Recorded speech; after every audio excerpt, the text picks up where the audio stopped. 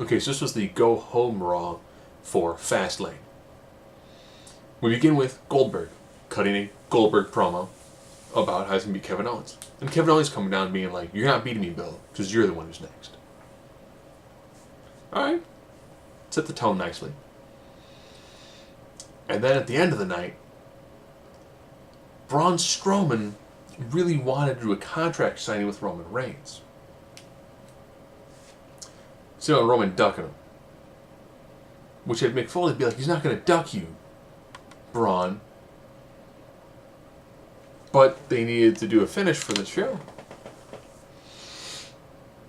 And Braun Strowman, he runs down Mick Foley, which was actually a really good segment because Foley did a solid job coming back and getting the crowd into it, because the crowd was, I get it, it's Wisconsin, your hands are cold, so you sit on them the whole night, but still. Then Roman comes down to kind of save Foley, still do a chorus of boos. They do the wicked, we're going to fight everywhere, big massive beatdowns. Roman spears him through a barricade while they're in the ring. Strowman throws Roman chest first into one of the turnbuckles, and the top one explodes into his chest. Good thing Roman wears body armor. And it was a great moment. Like, wow, so that's two solid moments of Raw.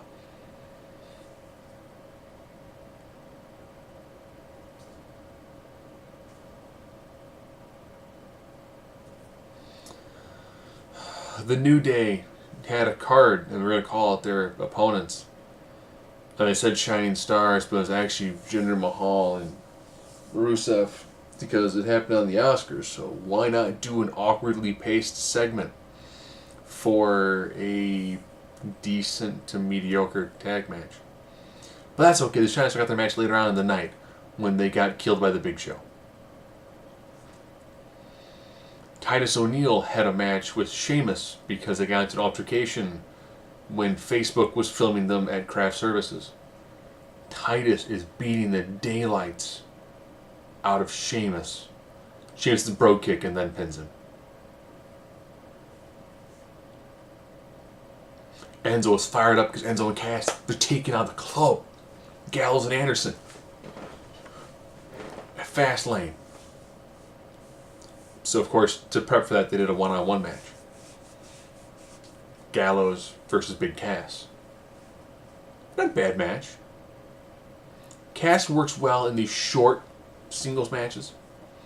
And Gallows is enough ring general to help get him through the match.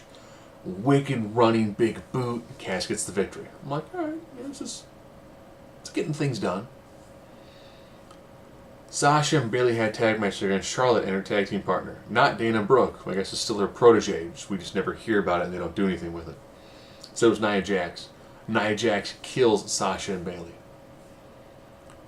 Backstage, Sasha, "Don't worry, Bayley, I've got your back for that title match." And Steph's like, "Wait, what?"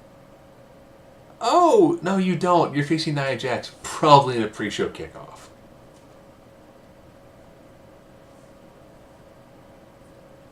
Noam Dar took on Akira Tozawa. Tozawa hitting that sick snap German, getting the victory. Good. While he's celebrating, he's attacked from behind for lesson number 3 by the Brian Kendrick. Keeping it going. I dig that.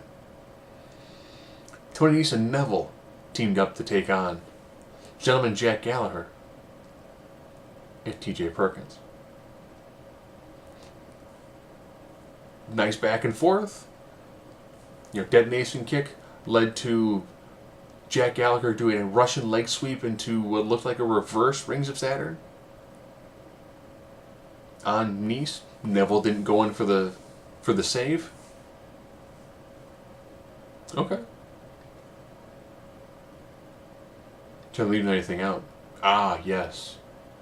Cesaro took on Samoa Joe, and the crowd really seemed to not care. Nice back and forth. These two guys should have had a much longer match. They really should have given the crowd something to be excited about for Raw. Great back and forth. They did an injury bit with Cesaro, and it worked well. And again, I think he's using the Uranagi as the finisher for Samoa Joe. Maybe they're saving the Muscle Buster and the Coquita Clutch for the big pay-per-view moments. So he got the pin on Cesaro. Nice match, works. Easily match of the night, not saying much. Seth Rollins did a sit-down interview with Corey Graves, which got CM Punk chants because the crowd really didn't care until Triple H came down. And it's come to the conclusion in the past 2 weeks, Triple H and Stephanie are so good at their characters, or they're written well enough that they are phenomenal promos. And it ended with Seth Rollins back, I'm going to be at WrestleMania. And if it's the last thing I do, calling you out, Triple H, it's the last thing you'll do. The crowd got into it. It actually felt like it was going somewhere. It worked. That was pretty much, I don't think anything else from Raw. It was a bad one. I said they went, here's our 2 moments. And George had to come back and yell at Seth Rollins, and we're going to have Joe Cesaro, and beyond that, it's just going to be poor. And Beth Phoenix will go into the Hall of Fame. She did a good job during her 6-year run the E, 4-time champion. It'd be interesting. Ironically, thinking back during that time frame when women's wrestling, no one cared about it, Trish and Lita had just left. But you had Natalya, Beth Phoenix, Mickie James, Eve Torres. That's some solid group. Michelle McCool was coming up. She was doing well. Layla worked well enough, as did Cass, Michelle, and Melina. I think you still had Maurice a little bit. So, and then Blaine Christian also had Kelly. So they actually had enough of a core group of women to put on some solid matches. Just, they didn't. Really a missed opportunity for the E.